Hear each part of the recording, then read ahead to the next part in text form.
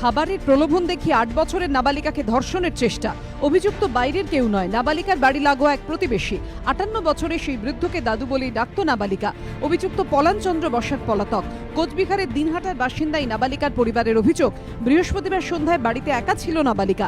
সেই সময় প্রতিবেশী পলান চন্দ্র বসাক তাকে ফল ও 100 টাকা দেওয়ার লোভ দেখিয়ে নিজের বাড়িতে ডাকেন। অভিযুক্তের বাড়িতেও তখন কেউ ছিল না। এরপরেই নাবালিকাকে ধর্ষণের চেষ্টা করেন পলান চন্দ্র বসাক। আমি তো বাড়িতে ছিলাম না, আমি যখন রাস্তা দিয়ে বাড়িতে আসতেছি তখন রাস্তায় শুনলাম এই ঘটনা। খেলতেছে, টাকার লোভ দেখাইছে 100 টাকা। যাকে দাদু বলে ডাকতো তার অভিসন্ধি যে খারাপ সেটা আন্দাজ করেই চিৎকার শুরু করে দেয় ওই নাবালিকা। সঙ্গে সঙ্গে ছুটে আসেন প্রতিবেশীরা। ততক্ষণে এলাকা ছেড়ে চম্পট দিয়েছেন পলানচন্দ্র বসাক, কিন্তু স্থানীয় বাসিন্দাদের ক্ষোভ গিয়ে পড়ে তার বাড়িতে, চলে ভাঙচুর। এখানেই শেষ নয়, দিনহাটা থানায় অভিযোগ জানাতে গেলে পুলিশ প্রথমে গড়িমসি করে বলে অভিযোগ উঠেছে। পরিবারের দাবি, বৃহস্পতিবার রাত 8:30 থেকে বসে থাকার পর গভীর রাতে এফআইআর দায়ের হয়। আমি বাড়িতে বরং ছিলাম না, আমি কাজে ছিলাম। কাজ থেকে যা শুনি এরকম কেস শোনার পর আমি গেলাম, যাই দেখি পাড়ার লোক সবাই খেপে গেছে।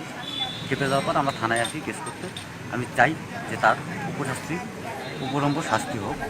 অসুস্থ হয়ে পড়ায় নাবালিকাকে দিনঘাটা মহকুমা হাসপাতালে ভর্তি করা হয়েছে। অন্যদিকে পুলিশে তল্লাশি শুরু হলে অভিযুক্ত পলান চন্দ্র বসাক পলাতক। দেবাশিস মুখোপাধ্যায়ের রিপোর্ট, এবিপি আনন্দ, কোচবিহার।